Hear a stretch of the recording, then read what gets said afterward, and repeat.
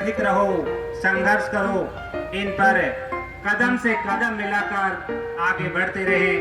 इस 131वीं जयंती समारोह के पावन पर्व पर, शुभ अवसर पर हम बाबा साहब से ऐसा आशीर्वाद ग्रहण करते हैं।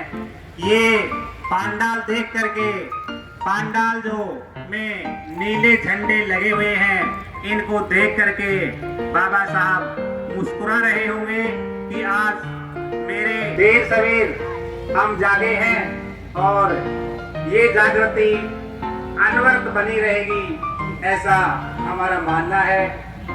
आज इस पावन पर्व के अवसर पर हम सभी बाबा साहब से आशीर्वाद लेकर के अपने अपने घर को जा रहे हैं। बाबा साहब से आशीर्वाद चाहते हैं, साथ ही उनकी अनुकंपा से आज का ये कार्यक्रम हम शुरू करते हैं। सभी अपने अपने स्थान पर खड़े होकर के हम बाबा साहब को हमारा यथा अभी जैसे ही कार्यक्रम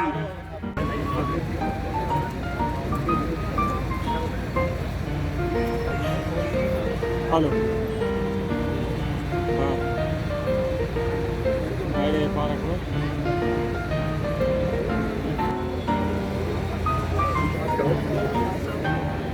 सभी भीम आर्मी के कार्यकर्ता और भीम सेना के कार्यकर्ता आकाश भाई का स्वागत करने के लिए आगे आए। अभी मैं स्वागत की इस बेला को आगे बढ़ाते हुए हमारे बीच में विराजमान मुख्य ब्लॉक शिक्षा अधिकारी सम्मानीय महावीर जी बड़गुजर का माला पहनाकर अभिनंदन करने के लिए आमंत्रित करता हूं। एसीपीओ साहब श्रीमान दयाराम जी चौरड़िया और उनको साफा पहनाने के लिए मैं आमंत्रित करता हूं। प्यारेलाल जी और मनोज जी गोटवाल को कि भी आए और उनको साफा पहनाएं।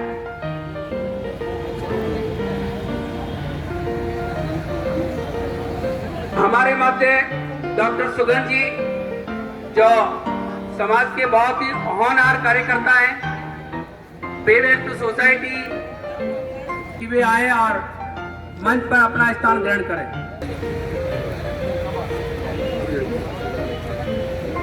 जय भीम।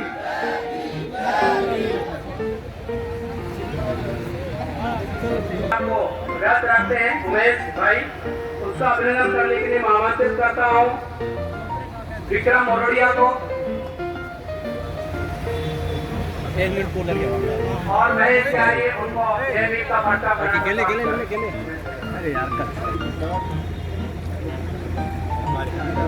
हमारा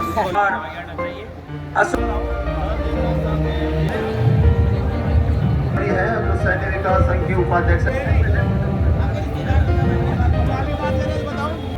नृत्य इस शानदार जश्न की कभी शाम नहीं होने देंगे और अंबेडकर मंच की मेहनत और संघर्ष को कभी बदनाम नहीं होने देंगे।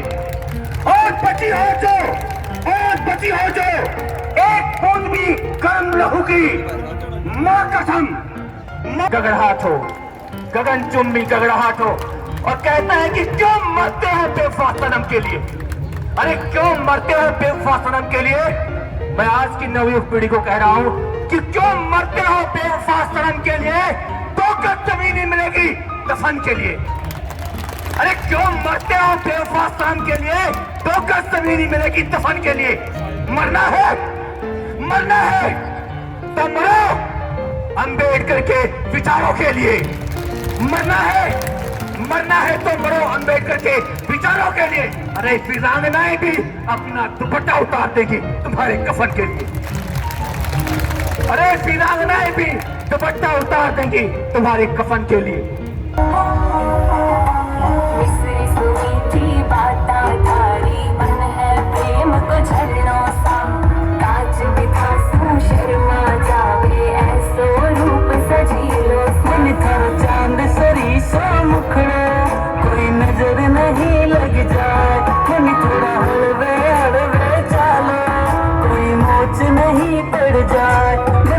चांद सरी सो मुखड़ो कोई नजर नहीं लग जाए, मनी थोड़ा हलवे हलवे चालो, कोई मोच नहीं पड़ जाए।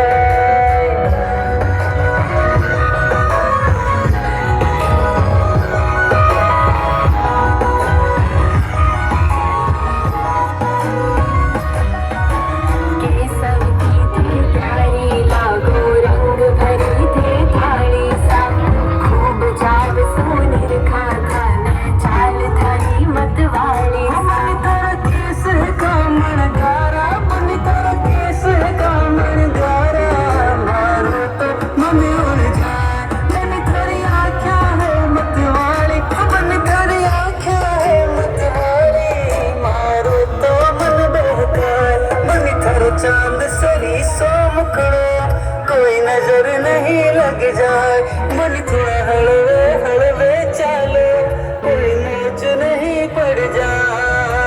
मिसरी सुनी की बाता तारी, है प्रेम को झरनों सा, काज बिकासू शर्मा जावे, ऐसो रूप सजीलो। मन कर जग पायलड़ी बाजे, मन कर जग पायलड़ी बाजे, मारो तो मन हरसाए, मन थारा रूप लगेला खीणो, मन थारा रूप लगेला खीणो, तन देख बनाओ सकाए, मन थारो चांद सरी सो मुखड़ो, कोई नजर नहीं लग जाए, मन थोड़ा हलवे हलवे चालो, कोई मोच नहीं पड़ जाए।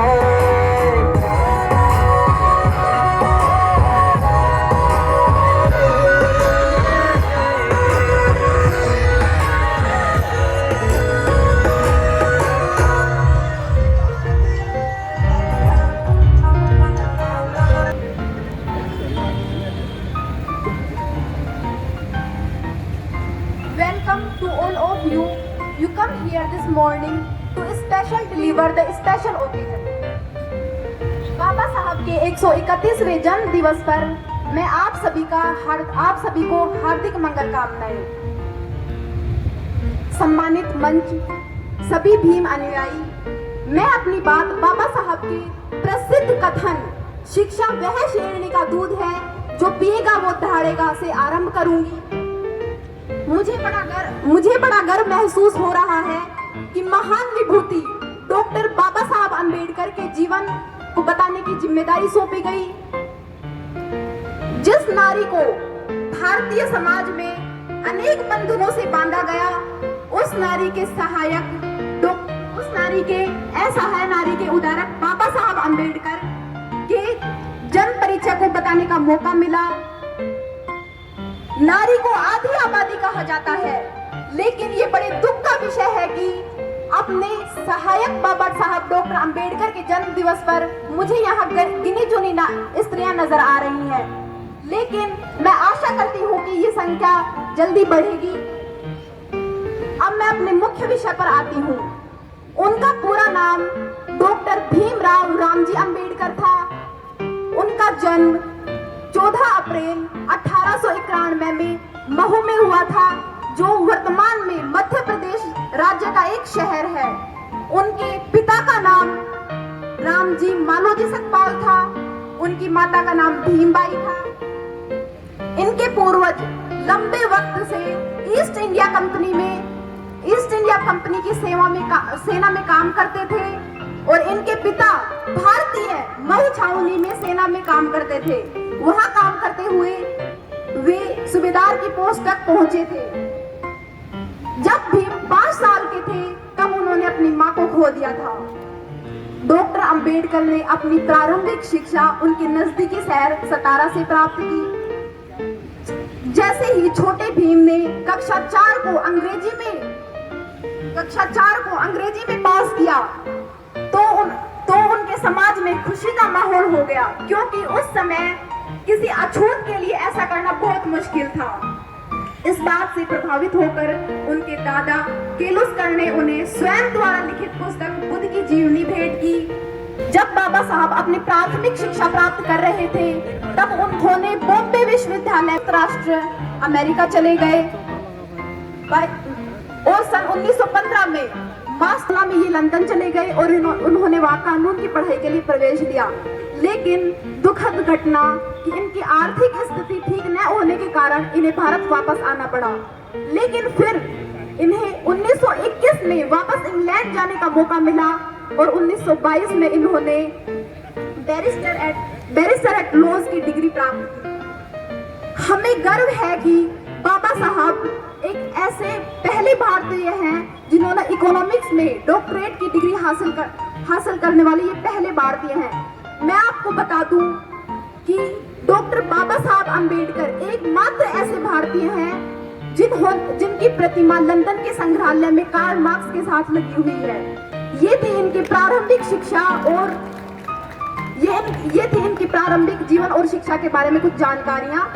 मैं अब इनके सामाजिक और राजनीतिक योगदानों पर प्रकाश डालती हूँ। कृतियों के कारण उत्पन्न हुई है, न कि यह यहाँ के समाज में प्रारंभ से ही प्रचलित थी। अंबेडकर ने वर्ण व्यवस्था को अवैज्ञानिक, अत्याचारपूर्ण, संकीर्ण तथा गरिमाहीन बताते हुए इसकी कटु आलोचना की थी। डॉक्टर अंबेडकर का मत था कि समूह तथा कार्मिक वर्गों में जितना उग्र संघर्ष भारत में है उतना विश्व के किसी अन्य देशों में नहीं है तथा बंधुता के विचारों पर आधारित हो। डॉक्टर अंबेडकर भारतीय समाज में स्त्रियों की हीन दशा से भी काफी चिंतित थे। अंबेडकर ने हमेशा स्त्री पुरुष की समानता का व्यापक समर्थन किया था। यही कारण था कि स्वतंत्र भारत के प्रथम विधि मंत्री ने भारतीय स्त्रियों के लिए हिंदू कोड बिल संसद में प्रस्तुत किया। बाबा साहब सिर्फ अछूतों और महिलाओं के लिए ही कार्यरत नहीं थे, बल्कि संपूर्ण समाज के पुनर्निर्माण के लिए उन्होंने प्रयास किए। उन्होंने मजदूर वर्ग के कल्याण के लिए कार्य किए। पहले मजदूरों से प्रतिदिन 12 से 14 घंटे तक काम में लिया जाता था, लेकिन इनके प्रयासों से 8 घंटे तक काम का प्रस्ताव पारित हुआ। इसके अलावा उनके प्रयासों से मजदूरों के लिए इंडियन ट्रेड यूनियन अधिनियम, औद्योगिक विवाद अधिनियम तथा मुआवजा आदि से भी सुधार हुए। उन्होंने मजदूरों को राजनीति में सक्रिय भागीदारी करने के लिए प्रेरित किया। वर्तमान में ज्यादातर श्रम कानून बाबा साहब के ही बनाए हुए हैं। बाबा साहब ने समाज के साथ साथ भारतीय राजनीति में महत्वपूर्ण योगदान दिया। उन्होंने ब्रिटेन में आयोजित राउंड कॉन्फ्रेंस में दलितों की समस्या को तार्किक रूप से रखा। वहां के तत्कालीन प्रधानमंत्री रैमसे मैकडॉवेल ने दलितों के हितों में काफी घोषणाएं की। लेकिन बड़े दुख की बात है कि 1932 में उन सभी घोषणाओं का गांधी भक्षण कर गया। लंदन से दलितों के लिए फलों की टोकरी लाया था, लेकिन गांधी और कांग्रेस ने फलों से रस तो निकाल लिया, लेकिन छिलके मेरे समाज के मुंह पर मार दिए। अब मैं उनकी आर्थिक क्षेत्र में योगदानों के बारे में कुछ बता। धन्यवाद।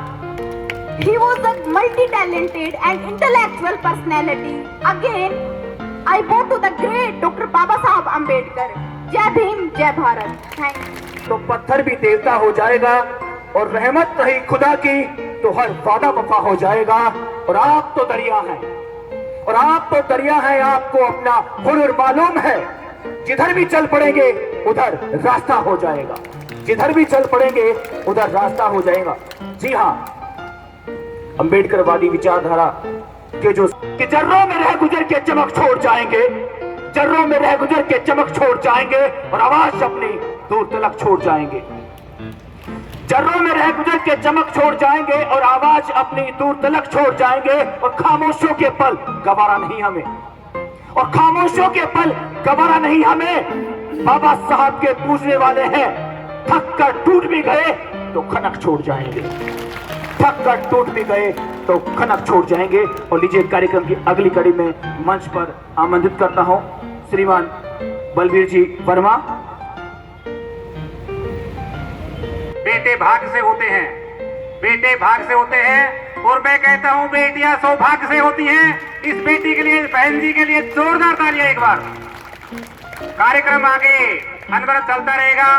स्वागत की बेला अभी पूरी नहीं हुई है, चलती रहेगी। जैसे जैसे समय मिलेगा। कार्यक्रम आप सभी का है, इसके आयोजक आप सभी हैं। हर वर्ष की भांति इस वर्ष भी इसकी जो आयोजन कर रहा है अंबेडकर विचार मंच समिति कोटपुतली कर रही है, और वह आप ही की समिति है, आप ही के द्वारा वह निर्वाचित की जाती है। यदि किसी को यथायोग्य स्थान सम्मान नहीं मिला हो तो कहूंगा कि वो अल्प समय में समय का ध्यान रखते हुए आए हुए आगंतुकों का स्वागत के लिए मैं आमंत्रित करता हूं। आपका आकर के स्वागत करें। माननीय सिंबल ऑफ नॉलेज को सत सत नमन करता हूं। मंच पर आसीन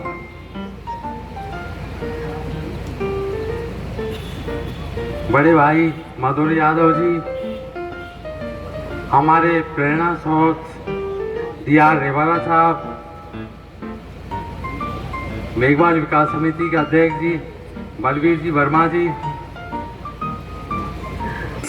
उद्यमी, जनप्रिय, कर्मठ, जागरूक, नियमनिष्ठ, कर्तव्यनिष्ठ, माननीय युवा दमदार नेता श्री मधुर यादव जी मंच पर आपके समक्ष आ रहे हैं और अपनी वाणी से हमें अभिभूत करेंगे। जोरदार तालियों स्वागत आदरणीय श्री मधुर यादव जी। श्री दाताराम जी रेलवाल साहब, असिस्टेंट कमिश्नर, श्री रामकिशन जी मेघवाल साहब, भाई सूबे सिंह जी मरोदिया साहब, हरिपाल जी वर्मा साहब, सतीश जी मंडोलिया साहब, दयाराम जी चौरेडिया साहब, ACBO साहब, RS झांझरिया साहब, बलबीर सिंह जी वर्मा जी हैं। और जयपुर आज एक बड़ा दिन है, और क्योंकि मंत्री हैं तो उन्हें जयपुर में प्रोग्राम में शिरकत करनी थी मुख्यमंत्री जी के साथ, इसलिए वो आ नहीं सके। तो उन्होंने शाम को मुझे फ़ोन किया कि यार मेरे को तो टाइम मुश्किल लग रहा है क्योंकि पूरा कैबिनेट को जयपुर ही रहना है, तो तू टाइम से पहुंच जाना। मैं मन से थोड़ा क्षमा याचना चाहता हूं कि मैंने कहा कि मुझे थोड़ा जल्दी निकलना है। कारणवश क्या है कि मेरी कल से खुद की तबीयत बहुत ख़राब है। कल फूड पॉइजनिंग हो गई थी, तो डॉक्टर साहब से रात को दवाई ली फ़ोन के ऊपर ही। मैं सोचा पहले प्रोग्राम कर लूँ फिर ही जाऊँगा। तो अभी मंच पे बैठा था तो मेरी वाइफ लगातार फ़ोन कर रही है कि यार तबीयत ख़राब है, चल क्यों नहीं रहे। मैं कहे कार्यक्रम बंद होने दो, उसके बाद चलूँगा। इसके साथ साथ मैं किचन भाई को अभी सुन रहा था, जो अपनी तरफ से रखना चाहता हूँ। पहला, अभी भाई से बात हो रही थी, जो हमारे अंबेडकर महिला छात्रावास है, उसके लिए यहाँ से चिट्ठी DLB में चली गई है और शीघ्र ही उसका भी पैसा स्वीकृत हो जाएगा और वो कार्य भी जल्दी शुरू होगा। इसके अलावा क्योंकि शिक्षा से जुड़ा हुआ हूँ, 2-3 चीज़ें अपने पक्ष से कहना चाहता हूँ, खासकर युवा साथियों के लिए।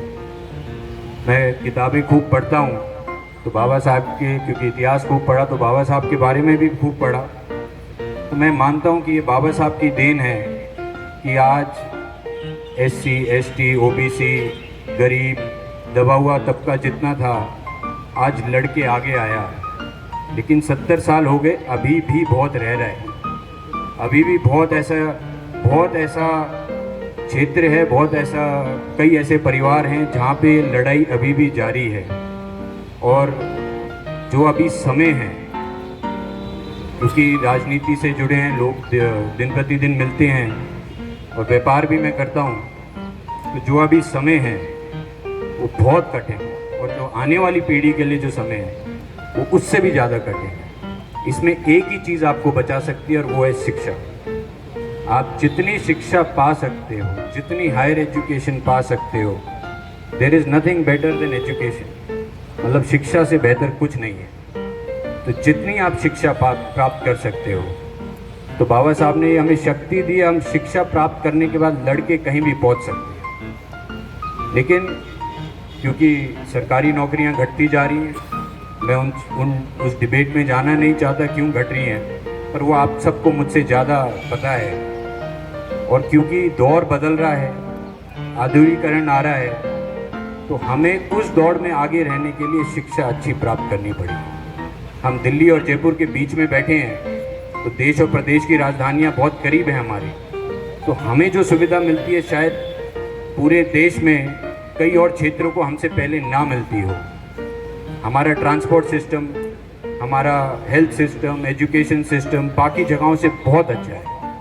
कई बार चुनाव में दूसरे क्षेत्रों में जाने का मौका मिलता है तो एहसास होता है कि हम उनसे बहुत आगे हैं, लेकिन उसके बावजूद हमारे यहाँ साहब जैसे कितने कमिश्नर हैं, कितने फौज में ऑफिसर हैं, कितने हायर एजुकेशन में या डॉक्टर्स हैं, इसका आंकड़ा हमें आज भी ध्यान रखना पड़ेगा।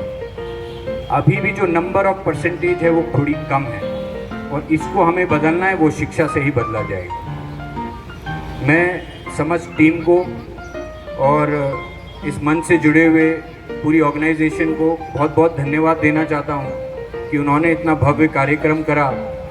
कोरोना काल में पिछले 2 साल से कार्यक्रम नहीं हुआ था और ऐसा कार्यक्रम हर साल होता रहे, परिवार जुड़ता रहे, लोगों के विचार धरातल पे आते रहें और ये चीज़ें आगे बढ़ती रहे कि नई पीढ़ी को मार्गदर्शन मिले और ऐसे ऐसे व्यक्ति मंच पे आएँ जो बेटी ने अभी बोला, बहुत शानदार बोला। तो ऐसे ऐसे लोग मंच पे पहुँचें जिनकी बात आम आदमी सुन सके, आम आदमी को पता चल सके कैसी कैसी शख्सियत समाज में और बिरादरी में और आस पड़ोस में रहती है। मैं बहुत खुश हुआ ये देख के कि हर समाज से व्यक्ति हैं यहाँ। तो अंबेडकर एक समाज के नहीं, वो पूरे हिंदुस्तान के व्यक्ति हैं, पूरे देश के व्यक्ति। मैं वो बेटी ने कहा लंदन में उनकी मूर्ति लगी है और मेरा सौभाग्य है कि मैंने देखी है, कि मैं वहाँ पर स्विट्ज़रलैंड में पढ़ा था कुछ टाइम, तो आसपास काफ़ी घूमने का मौका मिला तो मैंने देखी हुई है और ये सच है कि वहाँ मूर्ति कार्ल मार्क्स के साथ एक अंबेडकर की है। इसी के लिए बहुत बहुत धन्यवाद साहब। और मेरी खुद की तबीयत ख़राब है, थोड़ा जयपुर जाऊँगा, इसके लिए माफ़ी चाहता हूँ। और मंच संचालन जो कर रहे हैं साहब, माइक संभालिए और आगे आते वक्त ना आपको यही मंच पे नहीं, हम और भी जगह बुलाएंगे। बहुत बहुत धन्यवाद साहब, पूरी टीम को, समस्त मंच को धन्यवाद। वीराने को भी चमन कर देते हैं और प्यासे गुलशन को भी सावन कर देते हैं। ये वीराने को भी चमन कर देते हैं और प्यासे गुलशन को भी सावन कर देते हैं। और ये परमेश्वर के भेजे हुए वो नेक बंदे हैं जिस समारोह को छू ले उसे चमन कर देते हैं। जी हाँ, जिस समारोह को छू ले उसे चमन कर देते हैं। हेलो, आदरणीय मुख्य अतिथि महोदय के प्रतिनिधि जी पधार रहे हैं। आपको मधुर जी, आपको जाते जाते याद दिलाना देना चाहूंगा कि आप जा रहे हैं। अध्यक्ष जी आपसे कुछ मांग रखते, अब की बार छात्रावास पर कम ध्यान है। एक सभा भवन आपके पास में पुस्तकालय है, एक बढ़िया पुस्तकालय, एक सभा भवन, एक बढ़िया पुस्तकालय और हमारा जो मेघवाल समाज कन्या छात्रावास का काम है वो जल्दी से जल्दी पूरा हो। हम आपसे बहुत ज्यादा कुछ नहीं चाहते, 3 मांग हमारी पूरी हो जानी चाहिए। इसी वर्ष में 3 मांग अपने मंच के माध्यम से घोषणा कर जाइए। आपके पास समय कम है मुझे पता है, लेकिन मजबूरन आपको वापस बुलाना पड़ रहा है। जो छात्रावास है वो तो होने ही वाला है, उसके साथ साथ भवन की घोषणा मैं बाबूजी के तरफ से अपनी तरफ से करके जा रहा हूँ। लाइब्रेरी क्योंकि कोटपुतली में ऑलरेडी सैंक्शन है और नई बन रही है, तो लाइब्रेरी में अगर सरकार देगी तो ठीक, नहीं देगी तो अपनी तरफ से करेंगे। Thank you sir. छात्रावास के लिए और मधुर जी के लिए ये कह दूं मैं, मधुर जी 1 मिनट के लिए, खुदा ने सितार तोड़ के जमीन पे रख दिया, खुदा ने सितार तोड़ के जमीन पे रख दिया और पंजाब व मोती इसलिए सीप से ढक दिया, पंजाब व मोती इसलिए सीप से ढक दिया। और धड़कन ने, खुशबू ने, हवाओं ने मिलके उस संघर्षशील जनप्रिय नेता का नाम श्रीमान मधुर सिंह यादव रख दिया। जोरदार तालियां। Thank you sir, thank you very much. और जोरदार तालियों स्वागत होना चाहिए, जोरदार तालियां, तालियों में कंजूसी नहीं होनी चाहिए।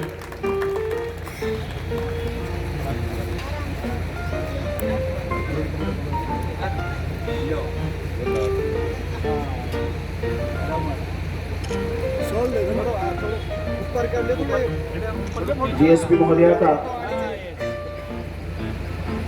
माल्यार्पण कर स्वागत करते हुए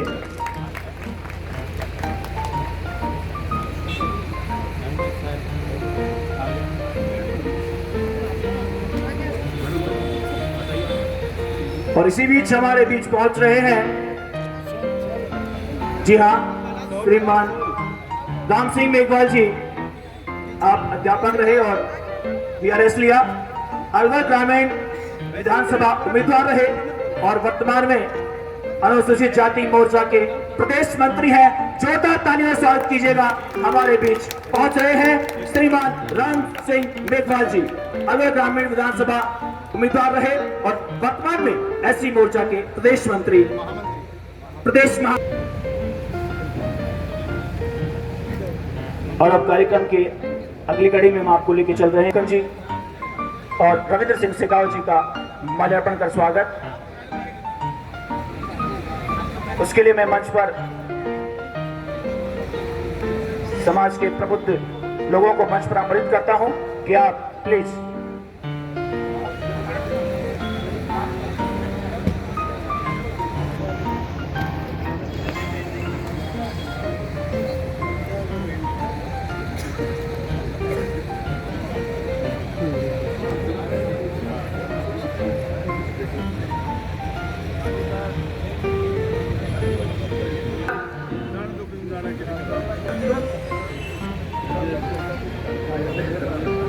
पंचायत समिति सदस्य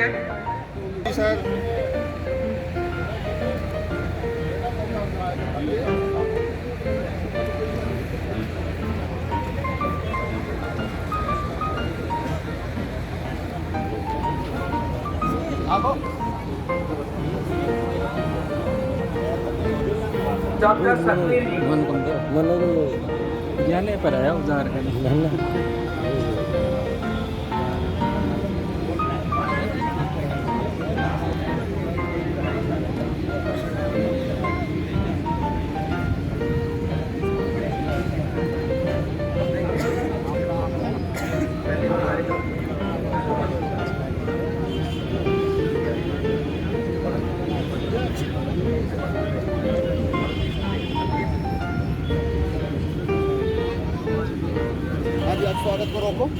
और लीजिए, कार्यक्रम की अगली कड़ी में हम आपको लेके चल रहे हैं और आपके समक्ष अब आ रही है प्रिया खरड़िया। जी हाँ, ये इंग्लिश में स्पीच देने वाली हैं। आप श्रीमान डालचंद आर्य की सुपुत्री हैं, स्टार सीट मेकर, और आप पूर्व पार्षद रहे हैं। प्रिया खरड़िया, संक्षिप्त स्पीच रहेगी आपकी मैडम, क्योंकि ये कार्यक्रम बहुत लंबा जा रहा है।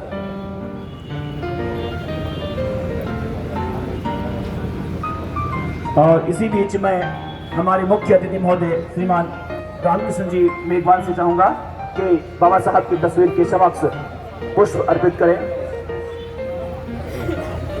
साथ ही श्रीमान करमवीर बोकन जी और श्रीमान रविंद्र सिंह शेखावत जी भी बाबा साहब अम्बेडकर की तस्वीर को पुष्प अर्पित करते हुए। और लीजिए अब मंच प्रिया खरड़िया के लिए। Good afternoon, everyone, on Dr. Bhimrao Ambedkar. As we all know that Bhimrao Ramji Ambedkar was also known as Baba Saheb Ambedkar, who was born on April 14, 1891 at Mahav in Madhya Pradesh, India. He was a good student earning doctorates from both London University and Columbia University. He gained a reputation as a scholar for his research on law, economic, political science, and he was also leader, professor, editor, and he was against discrimination. There are many achievements of them, but I want to enlighten some of them. Bhimrao Ambedkar was playing a role in formation of RBI, Reserve Bank of India, in 1935. Back in 1955, he was the only one who pushed for reduction working hours in India, which was 12 to 14 hours, but after the reduction, it will be 8 hours a day. He was was a vocal opponent of Indian Constitution, Article 370, which was granted as a state of Jammu Kashmir, which was a special status. The main role of organization was to provide education to the backward classes, and in 1927 Ambedkar was continuously against discrimination, and the dedication toward his work earned him the India's first law minister and first chairman of drafting committee of Indian Constitution. He also established a financial committee of India. Through his policy, which was the nation progressed both economically and socially. And in 1951, the Hindu Code Bill was also proposed to him, but he was resigned and rejected from the cabinet. Then he also contested for the seat of Lok Sabha, but he was defeated. But again he was also appointed to the seat of Rajya Sabha until his death in 6 December 1956. At last but not the least, a truly well said line by him, that is, life is not great but rather than long. Jai Bhim, Jai Bharat. Thank you. The precious occasion of 131st Ambedkar Jayanti, I want to tell you something about B.R. Ambedkar. He was an Mahadev Ambedkar. He was born on 14 April 1891 in Mao, Madhya Pradesh. He was the son of Ramji and Bhimabai. Baba Saheb Ambedkar faced a lot of discrimination at his childhood, yet he is not discouraged. He completed his higher education from Bombay University, Columbia University, USA, and London School of Economics. After returning from United States, he fought for the fundamental rights of lower caste. He was the first law minister of independent India. He promoted education and struggled to seek equality for the untouchable or Dalits. He played a major role in framing the Indian Constitution, so he is also known as Father. He was awarded by the highest civilian honor, Bharat Ratna, in 1990. Ambedkar lives and thought to inspire a million of people. We can't be like Baba Saheb Ambedkar, but we can try to be like him. Lastly, I just want to say that Jai Bhim and Jai Bharat. जोड़कर नमस्कार। और ये मैं सभी श्रोतागणों का स्वागत करता हूँ कि आपने मेरे को मौका दिया अम्बेडकर विचार मंच पर अपना विचार रखने के लिए। देखिए, जब भी हम अम्बेडकर जी की बात करते हैं तो जातिवाद सिस्टम का बात करते हैं। जब भी हिंदू धर्म की जब से शुरुआत हुई है, ये जातिवाद तभी से है, और तभी से दलित समाज शोषण झेलता आ रहा है। और इसी समाज में जन्मे महान अम्बेडकर ने हमारे लिए, हमारे उत्थान के लिए अपना पूरा जीवन समर्पित कर दिया। लेकिन अगर मैं इन डेटास की बात करूं जो मैं लेके आया हूं, तो ये ऐसे बताते हैं कि जो उनका सपना था सामाजिक स्वतंत्रता का, वो आज तक पूरा नहीं हुआ है। अब देखिए, कहानी मैं सुनाता हूं आपको। 2014 के यूपी बादों गैंग रेप की बात बताता हूं मैं आपको, जिनमें तीन दलित लड़कियां थी जिन्होंने अपनी दिहाड़ी में 3 रुपए बढ़ाने की मांग की, और इस मांग को लेके अपर कास्ट के जो लोग थे उन्होंने उनका गैंग रेप किया और उनको मारकर पेट पर लटका दिया, ये दिखाने के लिए कि दलित समाज तुम्हारी क्या औकात है। ये सिस्टम अभी भी है। इतना कुछ होने के बाद भी हमारे पास एक अच्छा कॉन्स्टिट्यूशन है, एक संविधान है, इतना अच्छा SC/ST एक्ट है, जिनके सामने मतलब कि जो बड़े से बड़े ऑफेंस जो SC/ST समाज के लिए उनके खिलाफ किए जाते हैं, उनको कवर किया जाता है। लेकिन फिर भी ये चीजें हो रही हैं। अब देखिए, 2007 से 2016 तक इंडिया के नॉर्थ इंडिया में और हैदराबाद में 25 स्टूडेंट्स ने सुसाइड किया है, जिसमें 23 हमारे दलित समाज के थे। और उन्होंने सुसाइड क्यों किया है? क्योंकि उनको चमार नाम से खोदा जाता है। लेकिन ये हम क्यों भूल जाते हैं कि जो उद्धम सिंह जिन्होंने माइकल डोयर, उनका 21 साल बाद में लंदन में घुसकर उनका मृत्यु की थी, वो भी एक चमारी थे। क्यों भूल जाते हम ये बात? तो हमको इन चीजों से पीछे नहीं हटना चाहिए। ये हमारा पहचान है कि हम चमार हैं, और इस चीज से, इस सब से हमको घबराना नहीं चाहिए। आज गुर्जर समाज, जाट समाज पूरे विश्व में, पूरे भारत में एक ही नाम से जाने जाते हैं, गुर्जर या जाट। लेकिन हम जो चमार जाति के लोग, हमारे को मेघवाल, पता नहीं हमारे क्या क्या नाम छुपा रखे हैं, अब बस ये हमारी पहचान छुपाने के लिए। तो ऐसा क्यों है? हम इस नाम से इतना डरते क्यों है? हम अपनी पहचान से इतना डरते क्यों है? अब इसके सामने मैं एक NHRC की रिपोर्ट रखना चाहता हूँ आपके सामने, जो दी है farmer additional chief secretary of Bihar. उनके मुताबिक 37% जो दलित गरीब लोग हैं वो अभी भी गरीबी रेखा तले हैं। 54% दलित है वो कुपोषित है। 1000 में से जो 83 बच्चे जन्म लेते दलित समाज में वो अपने पहले जन्मदिन से पहले ही मर जाते हैं। 45% दलित अभी भी अनपढ़ है। 28% दलितों की पुलिस थाने में घुसने जाने से ही उनको मनाही कर रखी है कि आप पुलिस थाने तो आओ ही मत। 39% गवर्नमेंट स्कूल में दलित बच्चों को अलग से बिठाकर खाना दिया जाता है। 48% गाँव में दलितों को पानी के स्रोतों पर आवाजाही से मना है। 24% दलितों में घरों में मेल डिलीवरी होता है। बताइए इतनी अभी भी जो नाजुक हालत है हमारे इस देश की, जबकि हमारे पास इतना अच्छा संविधान है। हम पहले को दुनिया के सबसे बड़े लोकतांत्रिक देश है, लेकिन ये हालत देखिए, एक बार की हालत देखिए क्या हो रहा है हमारे साथ। यदि आप दलित समाज में हैं और आप इन राज्यों में रह रहे हैं, Rajasthan, UP, Bihar, MP, Maharashtra, Odisha, Karnataka, Tamil Nadu, AP, Andhra Pradesh और तेलंगाना, तब तो जो हालात है वो और भी बुरे हो जाते हैं। अब देखिए इसके सामने मैं आपको और भी कुछ बातें रखना चाहूंगा। आजादी के लगभग 75 साल हो चुके हैं, इतना कुछ किया है अम्बेडकर जी ने हमारे लिए, लेकिन फिर भी बदलाव आ क्यों नहीं रहा है? क्योंकि आज हम पढ़ते हैं सरकारी नौकरी पाने के लिए। सरकारी नौकरी होगी तो मेरी एक सुंदर कन्या से शादी होगी, फिर फ्रिज, कूलर, टीवी, AC तो सब कुछ ले आएगी, मेरे को करना है क्या है? इसीलिए आज कोई अम्बेडकर जन्म नहीं लेता है। शिक्षित हम आज भी होते हैं, लेकिन अम्बेडकर जन्म क्यों नहीं लेता है? क्योंकि हम बस एक सरकारी नौकरी के लिए पढ़ रहे हैं, और जब तक सरकारी नौकरी के लिए पढ़ेंगे तब तक सरकारी नौकरी पैदा होंगे, अम्बेडकर पैदा नहीं होगा। अब इसके सामने मैं और कुछ बातें रखना चाहूंगा आपके सामने कि परमेश्वर ने सबको एक जैसा बनाया, उसने कोई भेदभाव नहीं किया, लेकिन फिर भी हम दलित या छूत क्यों फैलाई? बताइए। इसके सामने इतना कुछ हो चुका है, इतना कुछ हो रहा है, और ये जो छुआछूत है, जातिवाद है, ये हमारे गाँव तक ही सीमित नहीं है। जो मैंने बताया कि जो 23 बच्चों ने सुसाइड किया उसमें 2 बच्चे एम्स के भी थे। एम्स दिल्ली इंडिया का बेस्ट एजुकेशनल इंस्टीट्यूट है, और वहां तक ये चीजें हो रही हैं, जातिवाद हो रहा है, छुआछूत हो रहा है, तो हमने क्या अचीव किया है? हमने कुछ भी नहीं किया है। देखिए इंसान मरने के बाद में ना तो सोचता है और ना बोलता है, वही हालत अभी हमारी है। हम ना कुछ सोचते हैं और ना कुछ बोलते हैं, लेकिन अब हालातों को बदलना पड़ेगा, बहुत कुछ हमारे को चेंज करना पड़ेगा, तभी जाके हमारे समाज में सुधार की एक लहर आएगी, और तभी अम्बेडकर जी को श्रद्धांजलि प्राप्त होगी। नहीं तो जो हो रहा है ऐसा ही होता रहेगा। धन्यवाद। आंसर आपको देना है डॉक्टर भीमराव अम्बेडकर, महान मानव, भारत के अब्राहम लिंकन, दलितों के मसीहा। आप में ये लगता है काफी समय से आप बैठे हुए हैं, पानी वानी पिलाओ भैया प्लीज इनको,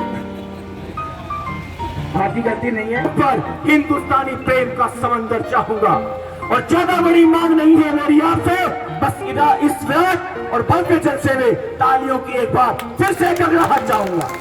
थैंक यू वेरी मच। अगले कार्यक्रम के लिए मेरे जी हाँ साथी एंकर श्रीमान अशोक सावंत जी आ जाइए। अशोक सावंत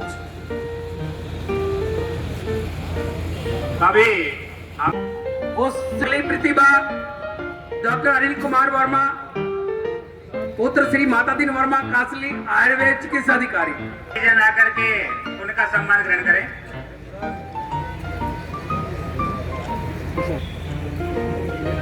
नगर कोटपुतली नर्सिंग ऑफिसर पद पर इनका चयन हुआ है, प्रशस्ति पत्र यहाँ से ग्रहण करें। कुमार वाल्मीकि, साजूराम वाल्मीकि का उत्साहवर्धन कीजिए।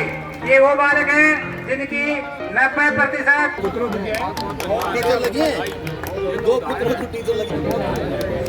बहन जी पिंकी वर्मा का आज हम नाच करते हैं, करेंगे बाबा साहेब का मान है।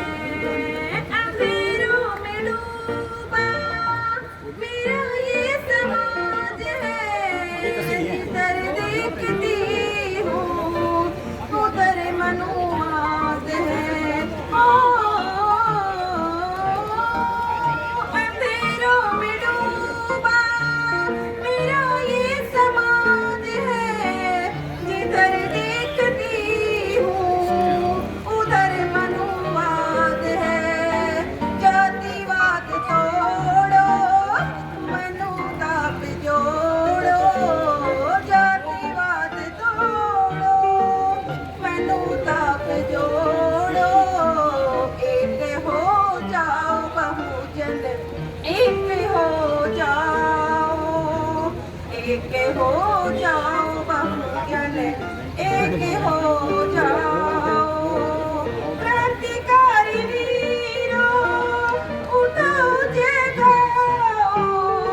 समता की सेज पर देश को बचाओ।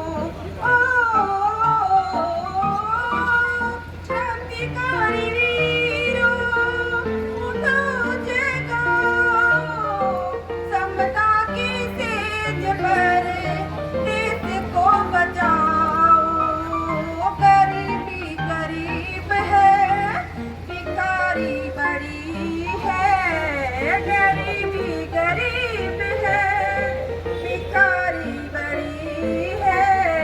दुख में सारा समाज पड़ा है, दुख में सारा समाज पड़ा है।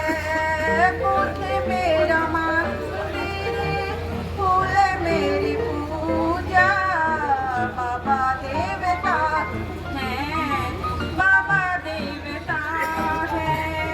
बाबा मेरा है जो हमको दिखाए, संविधान राज करे, समता लाए।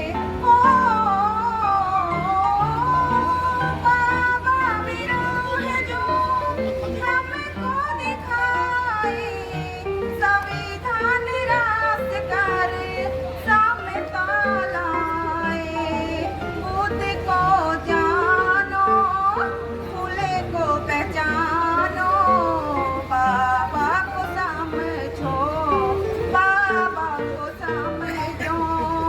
बुद्ध मेरा मंदिर, फूल मेरी पूजा, बाबा देवता है, बाबा देवता है। मन के इस कहे से सुनो मेरे भाई, बाबा की राह पर चलो मेरे भाई। ओ मन के इस कहे से सुनो मेरे भाई, बाबा की राह पर चलो मेरे भाई। हमें जो मिला है तुम्हें भी मिलेगा, हमें जो मिला है तुम्हें भी मिलेगा।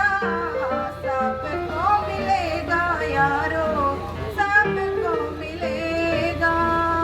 बुद्ध मेरा मंदिर, फूल मेरी पूजा, बाबा देवता है, बाबा देवता है। जय भीम, नमो बुद्धाय। सम्मानित करते हुए जोरदार तालियां आपकी तालियों में फिर से एक बार कंजूसी देखने को मिल रही है। हर उत्सव और महोत्सव में जरूरी है उद्घोष, इसलिए ताली तो बनती है। बॉस मैं कोशिश करूंगा कि मैं आपकी भावनाओं पे खरा उतर सकूं।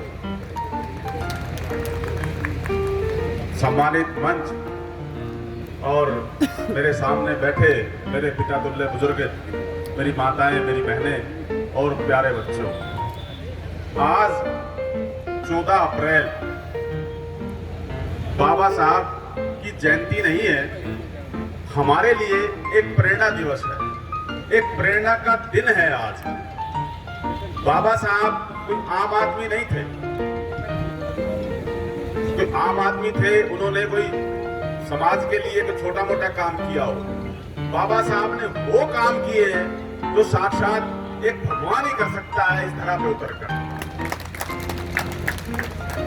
अगर आपको अपने जीवन में किसी भी प्रकार की उन्नति चाहिए, चाहे वो मानसिक उन्नति हो, चाहे वो आर्थिक उन्नति हो, तो मेरा आपसे निवेदन है कि एक बार बाबा साहब को पढ़ लेना, एक बार पढ़ लेना, मन लगाकर, ध्यान लगाकर उनको पढ़ लेना।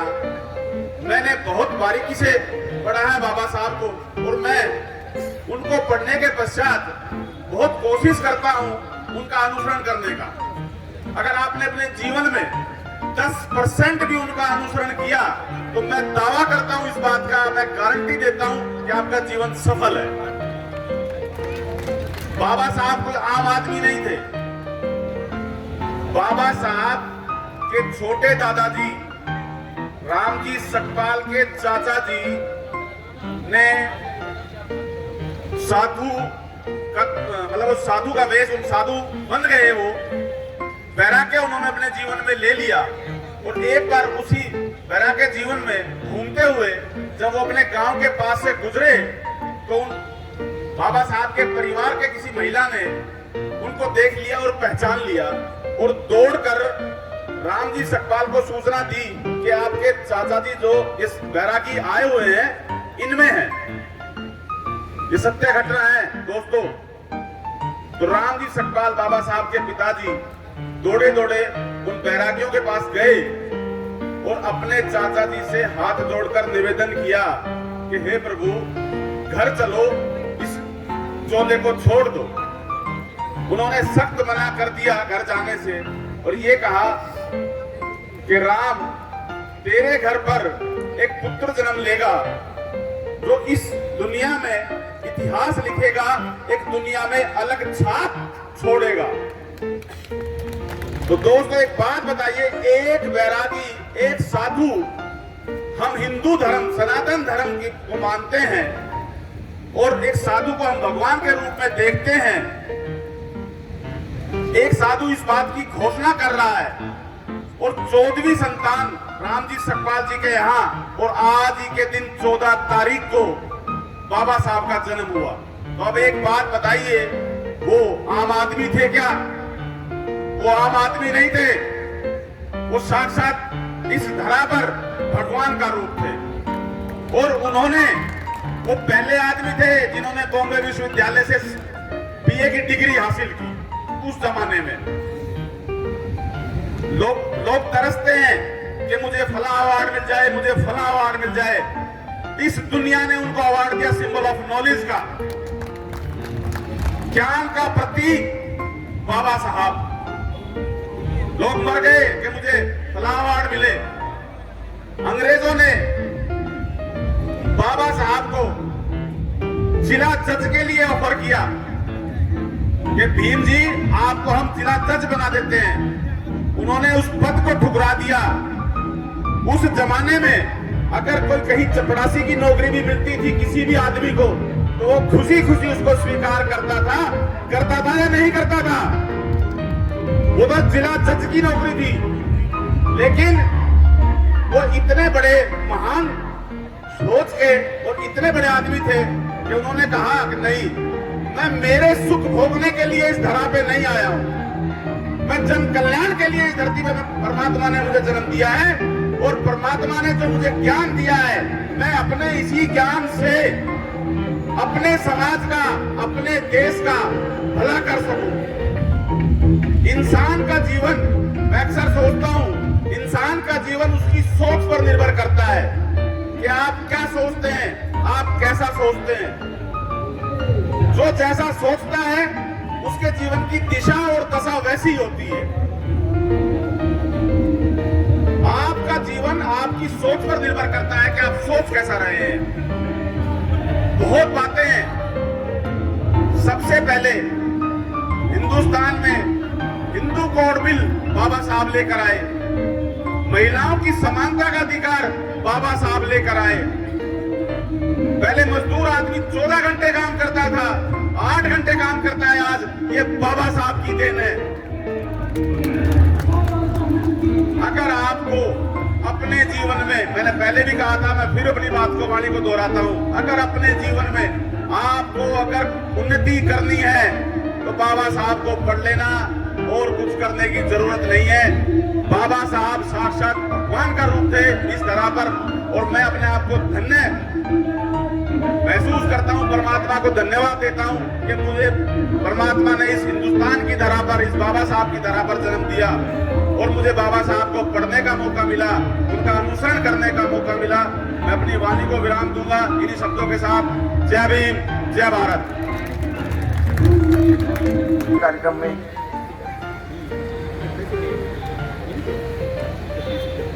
यहाँ नगर पालिका की अध्यक्ष चेयरमैन बहन पुष्पा सैनी, प्रधान नेहा गुजर, अध्यक्ष मेघवाल विकास समिति कोटपुतली माननीय बलवीर वर्मा जी, एडवोकेट सतीश निभोरिया, अध्यक्ष अंबेडकर विचार मंच समिति कोटपुतली, एडवोकेट सुबे सिंह मोरोडिया, प्रदेश मंत्री भाजपा अनुसूचित जाति मोर्चा, भारतीय जनता पार्टी के जिला उपाध्यक्ष आदरणीय करमवीर जी गोकर्ण, जिला मंत्री रविंद्र सिंह जी, बुधराम जी, नायब तहसीलदार मदन जी, यहाँ के ज्येष्ठ कार्यकर्ता जो इस आयोजन में लगे हुए हैं, अपनी समय शक्ति लगा रहे हैं। कुछ कार्यकर्ताओं ने अपनी समय शक्ति लगाई है, कुछ कार्यकर्ताओं ने धन शक्ति लगाई है। तो ऐसे दोनों को मिलकर के ये भव्य आयोजन हो रहा है। इन सब में उपस्थित, मंच के सामने उपस्थित कुछ मेरी उम्र से बड़े बुजुर्ग होंगे, उनको मैं प्रणाम करता हूँ। मेरी उम्र के बराबर के भी हैं, छोटे नवयुवक भी हैं, उन सबको नमस्कार। बाबा साहब की जन्म जयंती के अवसर पर हम सबको बहुत सारे वक्ताओं के विचार सुनने को मिले। जब मैं मंच पर बैठा था तो 2-3 कार्यकर्ताओं के विचार, तो नवयुवकों के विचार भी मेरे को भी सुनने को मिले, और ऐसे विचार आर्थिक दृष्टि से।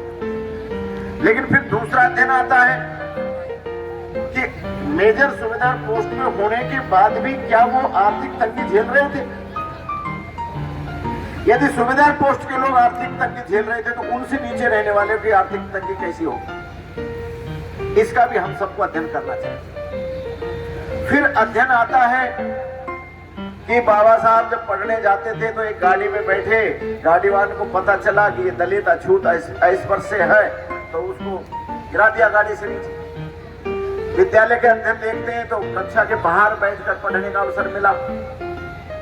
तो मैं आप सबके शिव चरणों में निवेदन करते हुए मेरा एक प्रश्न रखता हूँ कि वास्तव में केवल बाबा साहब के साथ ही ये हुआ या हम सबके साथ ही हुआ? ऐसा सबके साथ हुआ, सबने इस दंश को झेला है। तो फिर इस लड़ाई को लड़ने के लिए केवल बाबा साहब आगे क्यों आए? शेष लोग क्या कर रहे थे? ये जो दंश झेल रहे थे हम अस्पृश्यता का, ये तो हम सबने झेला है। मेरे ताऊ जी, मेरे पिताजी और मेरे चाचा जी तो विद्यालय नहीं गए, लेकिन ताऊ जी गए। तो ताऊ जी कहाँ बैठते थे? विद्यालय के गेट से बाहर बैठते थे।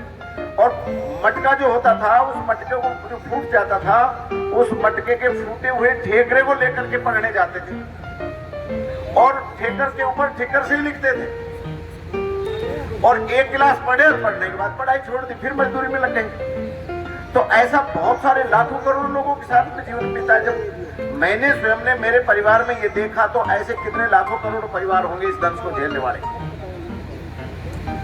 अब आता है कि अस्पृश्यता बाबा साहब के साथ हुई, हम सब के साथ हुई। तो एक प्रश्न और खड़ा होता है मेरे सामने, उस प्रश्न को भी आपके सामने रखता हूं कि हिंदुस्तान में जातीय व्यवस्था है, माना है। इन जातीय व्यवस्थाओं को, हिंदुस्तान की जातीय व्यवस्थाओं को हम 2 ग्रुपों में बांट लें। एक ग्रुप को हम ए ग्रुप नाम दे देते हैं, दूसरे ग्रुप को बी ग्रुप नाम दे देते हैं। ए ग्रुप में हम शुरू करते हैं ब्राह्मण से लेकर राजपूत, जाट, गुर्जर, यादव, माड़ी, कुम्हार, खाती, नाई, ऐसी जितनी भी जातियां जिनको आज के युग में जनरल और ओबीसी जाति के नाम से पुकारे जाता है, ये ग्रुप है एक। इन सब के काम अलग अलग हैं। पहले भी काम अलग थे, आज भी काम अलग है। लेकिन आज दिखता क्या है समाज में कि ये सब जातियां आपस में एक दूसरे के घर में बैठकर उसका हुक्का भी पी लेते हैं, उसके मटके में पानी भी पी लेते हैं, उसके घर का भोजन भी उसी तरह से बैठ के खा लेते हैं बराबर में। उनमें कोई अस्पृश्यता नहीं है। ऐसी वो कितनी जातियां होंगी? तो ऐसा कहते हैं 36 बिरादरी होती है। तो 36 बिरादरी में से हमारी बिरादरी को तो निकाल दो, तो 35 बिरादरी होगी, 35 नहीं हो तो 30 होगी। तो 30 बिरादरी आज भी और पहले भी एक मटके में पानी पीते थे, एक हुक्के में घूंट मारते थे और एक जाजम पर बैठकर भोजन करते थे। अब बी ग्रुप आता है, प्रश्न यहां खड़ा हो रहा है मेरा। बी ग्रुप में हम दलित समाज को लेते हैं, जिसको आज की भाषा में अनुसूचित जाति कहेंगे। भारतीय संविधान में अनुसूचित जाति 9वीं अनुसूची में 1687 जातियां हिंदुस्तान में ऐसी हैं जो अनुसूचित जाति में गिनी जाती है। 10 जातियां आपके इधर होगी कोटपुतली में, और 10 जातियां नीचे जाएंगे तो वहां होगी। केरल में अलग अनुसूचित जाति होंगी, उपजाति होंगी। जम्मू कश्मीर में अलग उपजाति होगी। ऐसे पूरे हिंदुस्तान की जातियों का वर्णन करेंगे अनुसूचित जाति का, जिनको दलित कह सकते हैं, अनुसूचित जाति कह सकते हैं। ऐसी जातियां 1687 जातियां हैं संविधान रिकॉर्ड में। ऐसी 1600 उपजातियां कौन कौन सी आएंगी तो आप सब लोग नाम भी नहीं जानते, मैं भी इन सारी जातियों का नाम नहीं जानता। संविधान में लिखित देखेंगे तो पढ़ेंगे, लेकिन कुछ जातियों के नाम लेता हूं। मेघवाल, चमार, जाटव, बैरवा, बड़ाई, कोड़ी, रेगर, भंगी, कंजर, धानक, बावरिया, सांसी, खांसी, ऐसी कितनी जातियां नाम गिनाई मैंने। इन सब जातियों के काम एक, इन सब जातियों के काम एक। काम क्या था? किसी का काम मैला उठाकर डालना, किसी का काम मरे हुए पशु को उठाकर बाहर ले जाना, किसी का काम खाल उतारना पशु की, किसी का काम उसको रंगना, किसी का काम सीलना, किसी का काम बेचना। काम सबका एक से संबंधित था।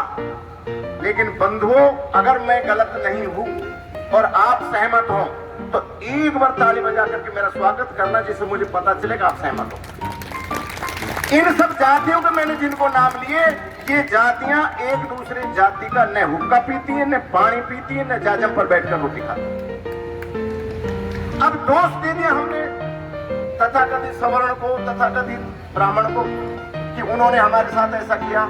अरे बंधुओं, मैं मेघवाड़ या चमार जो भी हूं, मैं मेरे पिताजी से जब पूछता हूं, काका कहता हूं मेरे पिताजी को, जब मैंने अपने काका से पूछा कि काका वो भंगियों का हुक्का अगर मैं ले आऊं, भर दूं, पिला दूं तो पी लेगा क्या? तो आप सोच रहे हो उन्होंने क्या शब्द बोला होगा? हाँ? मैंने कहा कि जो हुक्का ये आप पी रहे हो, इस हुक्के को अगर मैं किसी धानक को या बावरिया को या सांसी को बुला लाऊं और वो पी लेगा, पिला दोगे क्या? तो उन्होंने क्या क्या शब्द बोले होंगे, इसकी कल्पना करें आप। क्या है? एक ब्राह्मण और एक मेव समाज का मुल्ला दोनों दोस्त बन गए, और दोनों दोस्त बने तो दोनों ने दोस्ती के अंदर कहा यार चल घूमने चलते हैं। तो मुल्ला ने कहा कि यार ब्राह्मण तेरे गांव ज्यादा आते हैं हिंदुओं के, तो भोजन की व्यवस्था तू ही ज्यादा करना। ठीक है। तो उसने कहा घूमने तो जा रहे हैं, कौन सा तू पूजा पाठ करने जा रहा है, ऐसा कर ये दाढ़ी कटा ले, लाल तौलिया गले में डाल ले, ब्राह्मण बन जा। कोई तेरे से पूछे तो पता ना कौन, कि मैं ब्राह्मण। और ब्राह्मण में भी आगे पूछेंगे कौन सा ब्राह्मण, तो बोलना कौन ब्राह्मण। तो वो ऐसा करके दोनों गए, एक जगह गांव में भोजन करने बैठे, जीवनवार चल रही थी, शादी की, तो बैठ गए, उनके बगल में और लोग भी बैठे। तो उससे एक ने पूछा कि यार भोजन करने के तरीके से उसको लग गया कि आदमी कोई और है। तो उसने पूछा कि तू कौन है? कि मैं ब्राह्मण। कि ब्राह्मण में कौन सा? कि गौड़ ब्राह्मण। कि गौड़ ब्राह्मण में कौन सा गौड़? जब उसने अपने माथे में हाथ मारा, या अल्लाह, गौड़ में भी गौड़ होता है क्या? तो मेरे बंधुओं, इस दलित समाज के बंधुओं, प्रताड़ित, शोषित, पीड़ित समाज के बंधुओं, हम अस्पृश्य में भी अस्पृश्य हैं। मैं अस्पृश्य हूं किसी से, मेरे से भी कोई अस्पृश्य। जब बाबा साहब के साथ अस्पृश्यता हो रही थी, जब मेरे बड़े बूढ़ों के साथ अस्पृश्यता हो रही थी, तो मेरे बड़े बूढ़े भी किसी से अस्पृश्यता कर रहे थे। क्यों? ये बात किसने पढ़ाई हमें? और अगर किसी ने हमें बताई तो उसकी बात मानी क्यों? ऐसा ही जो बात आज आपके बीच में बोल रहा हूं, ऐसे पिछले साल मैंने अलवर में बाबा साहब की जयंती की पूर्व संध्या पर एक सभा में बोली, तो पीछे एक बहन बैठी थी, पढ़ी लिखी थी। उसने खड़े होकर कहा कि भाई मास्टर जी, आज तो हमने भंगड़ा के साथ रोटी खिलावा दोगे? ये आज की बात बता रहा हूं मैं। तो हम अपनी अस्पृश्यता को कब खत्म करेंगे? बाबा साहब ने 3 बात हम सबसे कही। पहली बात कही, शिक्षित बनो। तो शिक्षित कितने बन रहे हैं? सरकारी सुविधाएं, किसी की भी सरकार होगी, मैं सरकार को दोष नहीं दे रहा, सरकारी सुविधाएं आज जो दलित समाज को मिल रही है, अगर उस सुविधा को और किसी समाज को दे दी जाए तो 100% शिक्षित लोग हो जाएंगे। लेकिन मेरे दलित समाज के बंधु आज भी दलित बनते जा रहे हैं। मजदूर का बेटा आज भी मजदूर है। क्यों है ही नहीं सक्षम। हमने देखा कि एक बालक ने कोई मूंछ रख ली और उसकी गर्दन काट दी। अपने में से है क्या कोई ऐसी गर्दन काटने वाला? नहीं है। क्यों? कि वो सामर्थ्य नहीं है। उस सामर्थ्य को पैदा करने के लिए हम सबको करना पड़ेगा। बाबा साहब ने संविधान लिखा, प्रारूप समिति के अध्यक्ष थे बाबा साहब। 7 लोग उसमें शामिल थे, 6 लोग और थे, 7 में बाबा साहब थे। संविधान सभा के अध्यक्ष डॉक्टर राजेंद्र प्रसाद थे। डॉक्टर राजेंद्र प्रसाद और प्रधानमंत्री उस समय के स्वयं नहीं चाहते थे कि आरक्षण इनको मिले, लेकिन लड़ करके लिया। वो अकेले व्यक्ति ने लड़कर हमारी जेब में डाल दिया। 2010 में इस देश में प्रधानमंत्री थे गूंगे बहरे, जिसका नाम मनमोहन सिंह। वो इस आरक्षण को समाप्त कर गया। हम दिल्ली में गए थे आंदोलन करने के लिए, आरक्षण बचाओ समिति का झंडा लेकर के।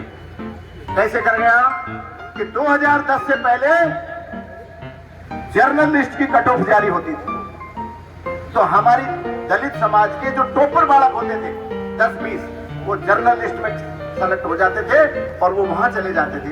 उसके बाद कैटेगरी की लिस्ट जारी होती थी और फिर जो लोग टॉपर से नीचे रह जाते थे बालक, वो कैटेगरी की लिस्ट में हमारे बालक आ जाते थे। इसलिए 16% की जगह हमारे 26 और 30 बच्चे नौकरी लगते थे। 2010 में मनमोहन सिंह ने ये काम किया कि कैटेगरी की लिस्ट पहले जारी होगी, जर्नल की बाद में होगी। अब कैटेगरी की लिस्ट पहले जारी हो रही है तो हमारा बालक जो टॉपर है वो कैटेगरी में चला गया। जो लोअर रह गया था, कम नंबर लेके आया था, वो कहीं भी नहीं गया, वो मजदूर बन गया। ये 2010 में चला। इसका विरोध किसने किया? 1950 में तो बाबा साहब जेब में रख गए चुपचाप हमारी में आरक्षण। आज तो ऐसे समाज में जिन्होंने अपने परिवार के लाखों करोड़ों बच्चों को कमाया, जब आरक्षण प्राप्त किया है, तो हमने कितना युद्ध लड़ा इस बात के लिए? हम कितने सड़कों पर बाहर आए? नहीं आए। तो इसके लिए हमको लड़ना पड़ेगा। अर्थात स्थिति क्या है हमारी कि हमारे समाज का शिक्षा का स्तर आज भी न्यून है। मैं बड़ा प्रसन्न हुआ, 2 बेटियां यहां मंच पर आई और उन्होंने अंग्रेजी में भाषण दिया। बड़ा प्रसन्न हुआ। क्यों प्रसन्न हुआ? मैं आप सबसे प्रार्थना करता हूं मेरे विचार के माध्यम से। हो सकता है बाबा साहब अगर आज होते तो वो भी मेरे से सहमत होते। क्या विचार करता हूं कि सामाजिक इमरजेंसी जब तक हम सब अपने समाज में नहीं लगाएंगे, बिना कर्जे की बहू घर में नहीं लाएंगे और बिना कर्जे में बेटी को नहीं भेजेंगे, जब तक समाज का उत्थान नहीं होगा। सामाजिक इमरजेंसी लगानी पड़ेगी। और जिन बेटा बेटियों को अंग्रेजी में स्पीच करना नहीं आता इंग्लिश में, उनकी रांधी खीर को कुत्तों भी ना खाए। इसलिए मैं आप सबसे प्रार्थना करता हूं, बाबा साहब भी कह के गए, अपने बच्चों को शिक्षित बनाने का मतलब ये नहीं कि यहाँ के प्राइमरी स्कूल में ए आ अनार कह के गहरे बना करके सिखा के छोड़ दें। जब तक हमारे घर का बेटा बेटी इंग्लिश टू इंग्लिश टॉक नहीं करेगा, जब तक मेरिट में टॉप में नहीं आएगा और टॉप सीटों पर जाकर नहीं बैठेगा। अब कैसे आएंगे अंग्रेजी पढ़ने वाले बच्चे हमारे घर में? उनको हमें पढ़ाना पड़ेगा। कैसे पढ़ाएंगे? जो सुविधा सरकार से मिल रही है उसको सरकार से लेंगे, उसके लिए बाकी खर्चे हम बंद कर दें अपने घर के, शान शौकत के। ये पिताजी मर गए, इनका काज करना है, ये बेटी के लड़का हुआ इसको सूचक देना है, ये पिताजी मर गए इनको गंगा जी भेज कराना है, इसके बदले में यहाँ करके गंगोज करना है, गंगोज में रिश्तेदार आएंगे, बहुत सारे कपड़े और पैसे खर्च करके जाएंगे। ये सामाजिक इमरजेंसी लगानी पड़ेगी हमको। और ये जो पैसा बचा है, इस सारे पैसे को यदि प्रत्येक परिवार अपने बेटा बेटी की शिक्षा पर खर्च कर दे और टारगेट करे कि मेरे बेटा बेटी इंग्लिश टू इंग्लिश टॉक करे, स्पोकन इन इंग्लिश, तो फिर कहेंगे बाबा साहब ने जो संकेत दिया था शिक्षित बनो, तब साबित होगा कि हम शिक्षित हैं, तब साबित होगा कि हम दुनिया की कॉम्पिटिटिव हैं। अन्यथा हम कॉम्पिटिटिव नहीं है। अभी आरक्षण की दया पर जिनको नौकरी मिल गई उनको मिल गई, कंपटीशन पर आकर के उसने नौकरी नहीं ली। अभी तो कंपटीशन पर आना पड़ेगा, और उसके आने के लिए English to English, spoken in English सिखाना ही पड़ेगा बेटा बेटी को। उसके बारे में कौन सोचेगा? किस समाज का बालक सोच रहा है? अभी तो हम अपनी लड़ाई लड़ रहे हैं। यहाँ मेघवाल, जाटव, मंगी बैठे होंगे, वाल्मीकि बैठे होंगे, शेष समाज भी बहुत है जिनके बच्चे केवल स्वीपर की नौकरी मांगते हैं। वो बेचारा कब सपने में सोचेगा मेरा बेटा भी थानेदार बने, मेरा बेटा भी डॉक्टर बने, मेरा बेटा भी IAS बने? उसका तो अवसर ही नहीं आ रहा है, लाइन में लगने का नंबर नहीं आ रहा है। तो उस बच्चे को कब नौकरी मिलेगी आरक्षण की?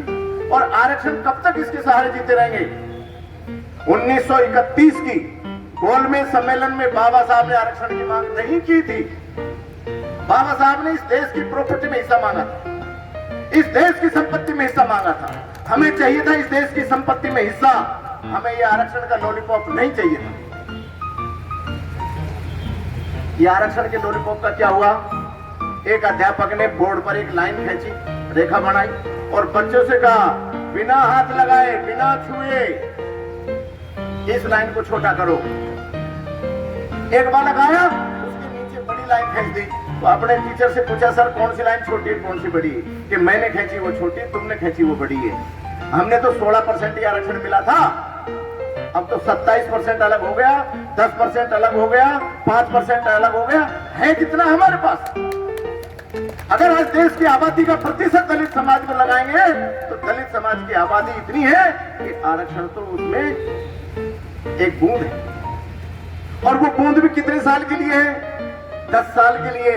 प्रधानमंत्री और मंत्रिमंडल की दया पर है कि 10 साल बाद बढ़ेगा कि नहीं बढ़ेगा।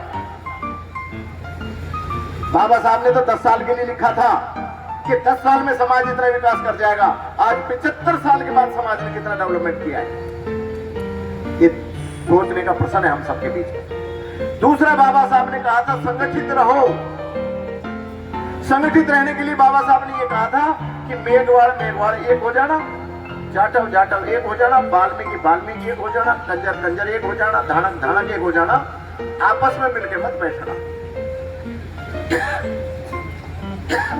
हम कल्पना करते हैं इस देश की कुर्सी पर दलित का कोई बेटा बैठे, क्यों बैठेगा? कितने दलित एक साथ वोट करते हैं? आज ये वोट का बाबा साहब ने एक वोट दिया हमको, इस वोट को भी हम विभिन्न जो अनुसूचित उपजातियां हैं उनकी तो बात छोड़ दीजिए, क्योंकि एक जाति के लोग एक जगह नहीं बैठते। एक उत्तर प्रदेश में एक दलित महिला मुख्यमंत्री बनी थी, क्यों धरती पर टिक गई? किस लिए खत्म हो गई? क्या वहां समाज खत्म हो गया? क्या वहां दलित समाज नहीं है? क्या है? मुख्यमंत्री बनने के बाद दलित समाज की तरफ देखा ही नहीं, इसलिए दलित समाज ने साथ छोड़ दिया। ऐसा कब तक चलेगा? तो संगठित रहने के लिए 1687 जातियों को, दलित समाज की 1687 जातियों को अपनी अपनी जाति का अहंकार छोड़ना पड़ेगा।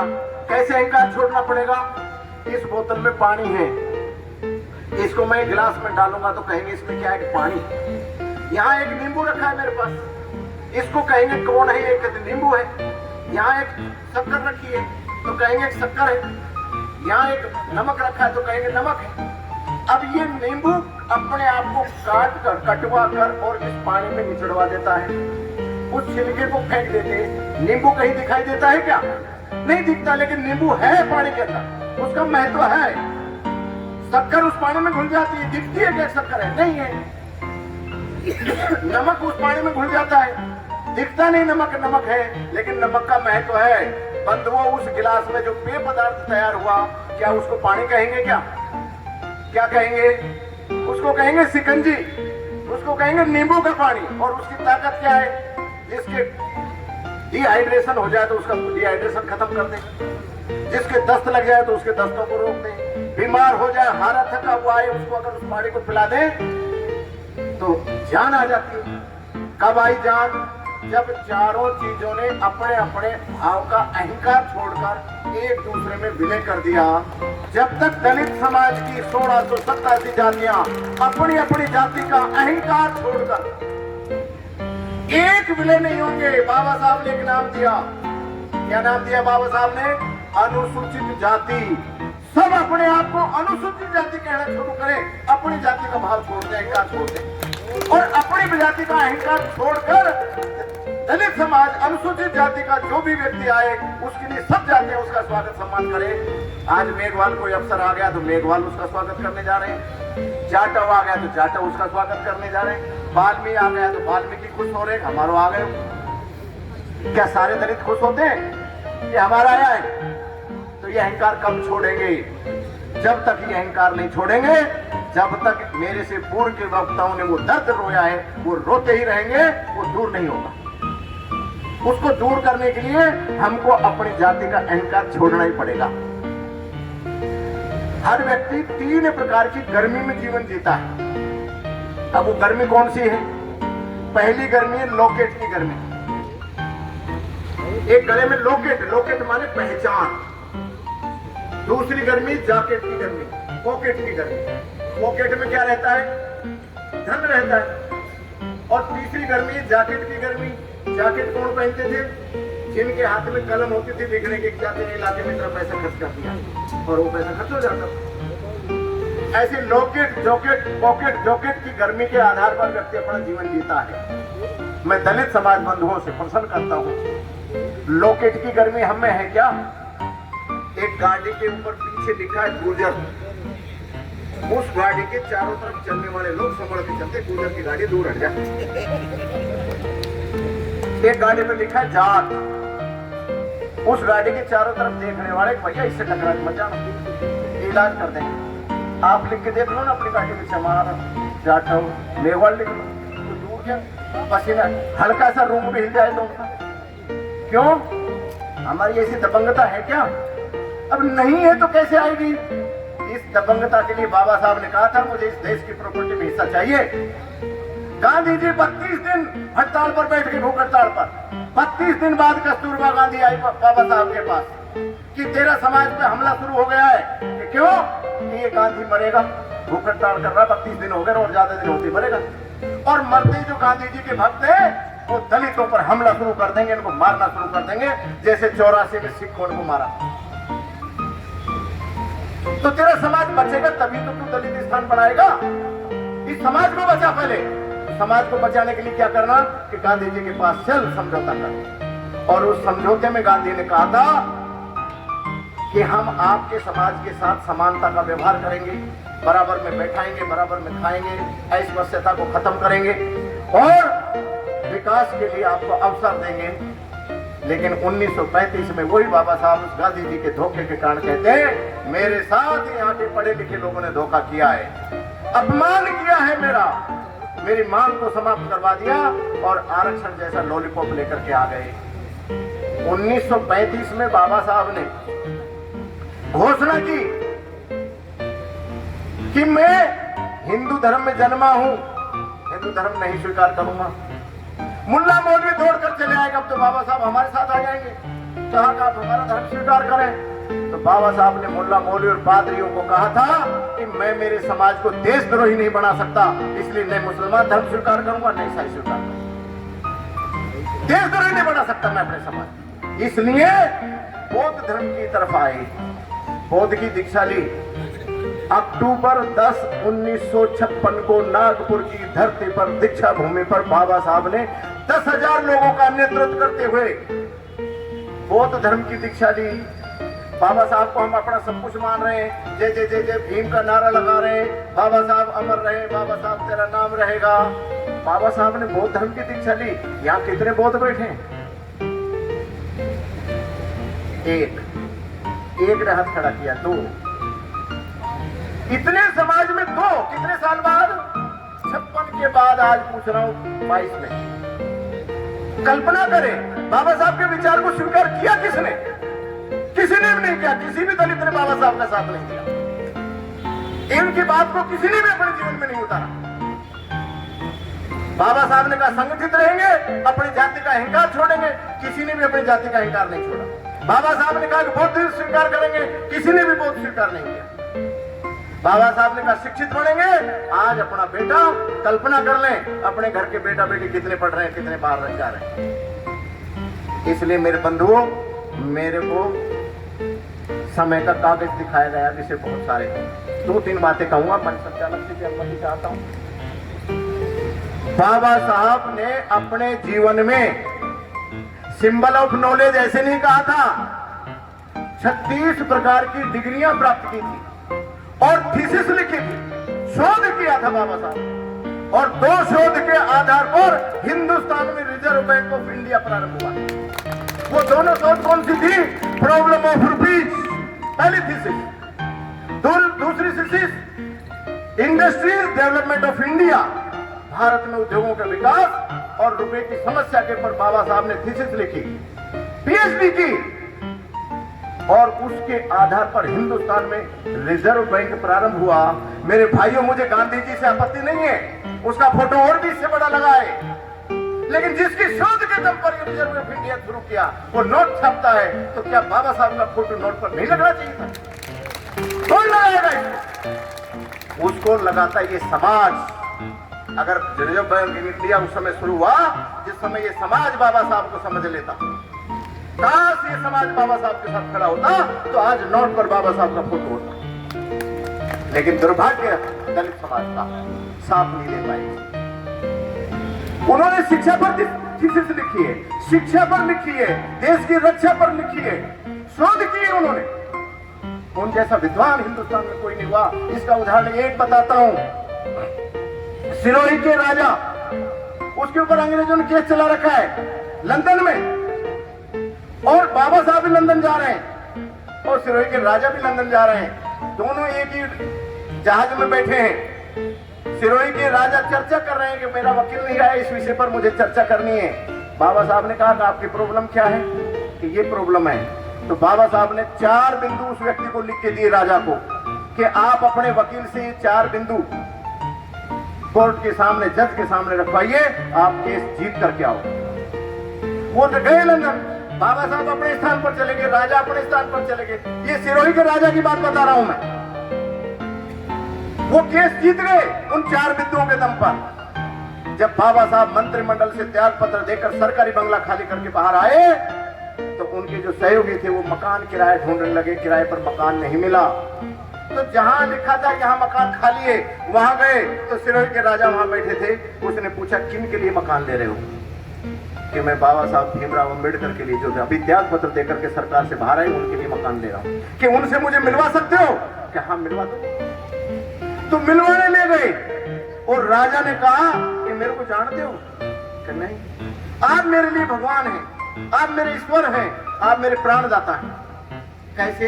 एक दिन एक जहाज में हम दोनों साथ जा रहे थे और आपने 4 बिंदु ये पर्ची मेरे को बना करके दी थी, ये मैंने मेरे वकील को देर में चुनाव कोर्ट का केस जीत गए और मैं आज आपके सामने बैठा हूं। मैं आज आपको दिल्ली में जो मेरा सिरोही भवन है वो आपको किराए पर देता हूं, 26 अलीपुर रोड पर। बाबा साहब ने कहा कि मैं किराया दूंगा कि नहीं, मैं निःशुल्क दूंगा। राजा कह रहा मैं निःशुल्क दूंगा, बाबा साहब कह रहे मैं निःशुल्क नहीं लूंगा, मैं मेरे समाज पर कलंक नहीं लगवाना चाहता कि तुमने मेरे को ये सहयोग किया। उस भवन का 1 रुपया किराया तय हुआ और उस 1 रुपए को राजा ने कहा कि मैं दलित समाज की शिक्षा पर 1 रुपया खर्च करूंगा। उस समय ऐसे विद्वान व्यक्ति दुनिया जिसको याद करती थी, मेरा दलित समाज कब से याद करने लगा बाबा साहब को? 1950 में सरकार से बाहर आ गए थे बाबा साहब, कांग्रेस ने उठाकर बाहर फेंक दिया और बिहार से जगजीवन राम जी को उठा लाए दलित नेता के रूप में। बाबा साहब को पर्दे के पीछे फेंक दिया। 26 अलीपुर रोड पर 6 दिसंबर 1956 को अंतिम सांस ली। उस समय के शासक जो पार्टी थी, मैं राजनीतिक भाषण नहीं देना चाहता, नहीं मैं उनकी भी वक्तव्य उधेड़ दूंगा। उन समय के जो शासक थे रातों रात बाबा साहब के शव को हवाई जहाज में रखकर समुद्र के किनारे ले जाकर पटक दिया, वहां दाह संस्कार किया, जो स्थान समुद्र में डूब गया। ये भला हो इस देश के वर्तमान प्रधानमंत्री का जिसने चैत्य भूमि के नाम से निर्माण किया और बाबा साहब का स्टेचू लगाया। उन्होंने तो वहां फेंकते ले जाकर। क्या दिल्ली में 10 गज धरती नहीं मिल सकती थी? क्या दिल्ली में बाबा साहब के नाम से समता स्थल नहीं बन सकता था? क्या बाबा साहब के नाम से समरसता भवन नहीं बन सकता था? बन सकता था, लेकिन नहीं चाहते थे कि बाबा साहब आ गए। इसलिए बंधु, बहुत सारी बातें हैं, आप सबके सिर चरणों में कुछ बातें रखने का अवसर मिला। आप लोगों को कुछ लोग सहमत होंगे, कुछ नहीं होंगे। जो सहमत नहीं है उनसे मैं क्षमा चाहता हूँ, प्रार्थी हूँ क्षमा, क्योंकि मेरा धन है, आपका धन आपका है। जो सहमत है उनसे भी मैं आभार व्यक्त करता हूँ कि मेरी बात को स्वीकार किया, और अपनी बात कहते हुए मैं मेरे शब्दों को विराम देता हूँ। जय भारत, जय भीम, जय भीम, जय भीम। हम आपके बहुत ही आभारी हैं। हम आपके भाषण से, आपके उठून से बोर थे, अभी भी हम सुनना चाह रहे हैं। आपने शिक्षित होने के बारे, शिक्षित होने के तरीके में बताए, आपने संगठित होने के तरीके में बताए, पर आपने संघर्ष, हमें संघर्ष किस तरह करना चाहिए, आपने संघर्ष स्ट्रगल हमें कैसे करना है। संघर्ष को छोड़ गया हूँ, लेकिन मैंने हिंट किया था, या मैंने संघर्ष का तरीका हिंट किया था थोड़ा सा। इस मंच से मैं नहीं बोल सकता, कभी अकेले में बैठेंगे जब बोलेंगे संघर्ष करने का तरीका।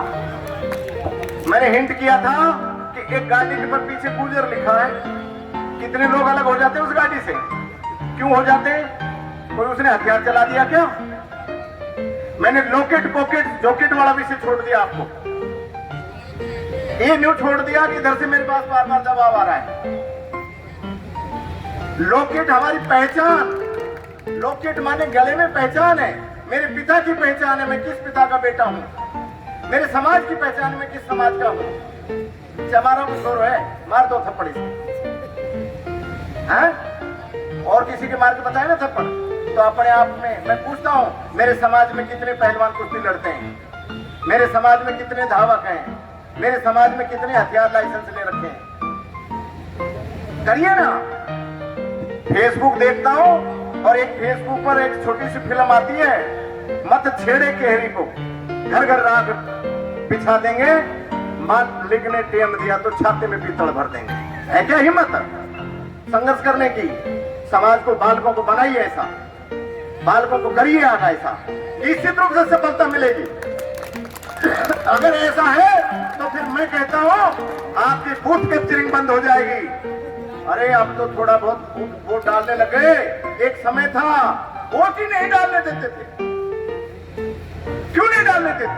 दम नहीं था समाज में लड़ने का, वो दम पैदा करिए, इसलिए वो जॉकेट लाइए, पॉकेट लाइए, पॉकेट में दम है। कितने उद्योगपति बैठे हैं यहाँ, सारे कर्मचारी बैठे, नौकर बैठे सारे, एक भी उद्योगपति खड़ा होकर कहे मैंने ऐसा उद्योग लगा रखा है जिसको 1000 कर्मचारियों को नौकरी देता हूं। मैंने कहा 1000 कर्मचारियों को नौकरी देता हूं, कोई उदाहरण मिलेगा 1-2 उन समाजों में? सारे तो उद्योगपति मिलेंगे, तनख्वाह देने वाले मिलेंगे, लेने वाले नहीं मिलेगा। तो पॉकेट को जरा धन से भरिए और उद्योग लगाइए।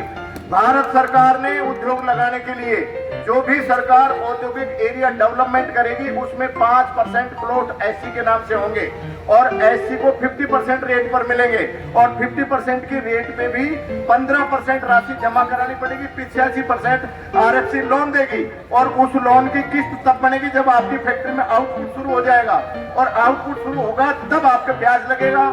कितने लोग सरकार से लोन प्राप्त कर रहे हैं? अपना समाज। राजस्थान सरकार ने एक अन्याय कर दिया दलित समाज के साथ, आप सबको नहीं पता है। जो केंद्र सरकार ने 5% प्लॉट एससी समाज के लिए रिजर्व किए थे उनमें राजस्थान सरकार ने महिलाओं को जोड़ दिया और महिलाओं की जाति नहीं लिखी, इसलिए जनरल महिलाएं उन एससी प्लाटों को खरीद कर अपना उद्योग लगा रही है। क्यों?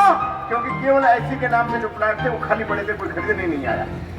महिलाओं को जोड़ा, वो सारे प्लाट पे गए, 50% पर मिल गए।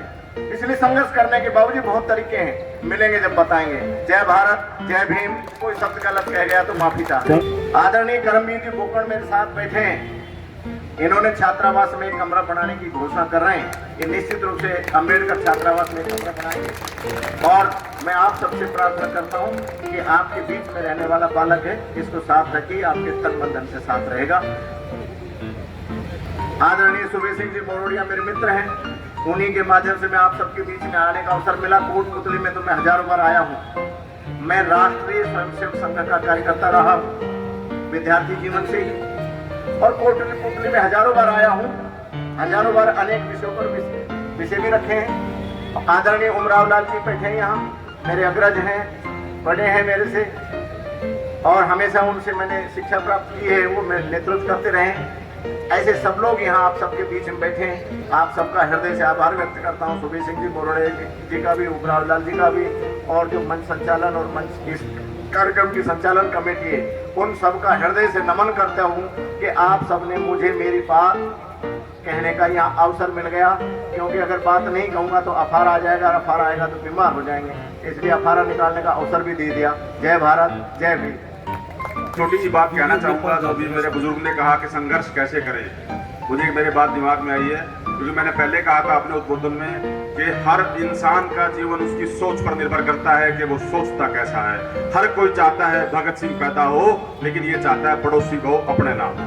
अगर आप ये चाहेंगे कि हमारे घर में भी भगत सिंह पैदा हो, तो निश्चय ही आपको आपके टारगेट तक, आपके गंतव्य तक पहुंचाने में आपके कोई बाधा नहीं बनेगा। इन शब्दों के साथ जय भीम, जय भारत। पहुंचना है 4 बजे, समय ज़्यादा हो गया है। अगर आप सबसे इजाज़त चाहता हूँ, मैं भी चाहता था कि मेरे बाद में जो वक्ता बोलेंगे उनको मैं भी सुनूँ कैसा विचार है, इसलिए अवसर तो अच्छा था, लेकिन चूंकि वहाँ का समय भी है पहुँचने का, इसलिए आप सबसे मैं जाने की इजाज़त चाहता हूँ। बेटियों के स्वागत में इनकी प्रतिभा के लिए इनको सम्मानित किया जा रहा है।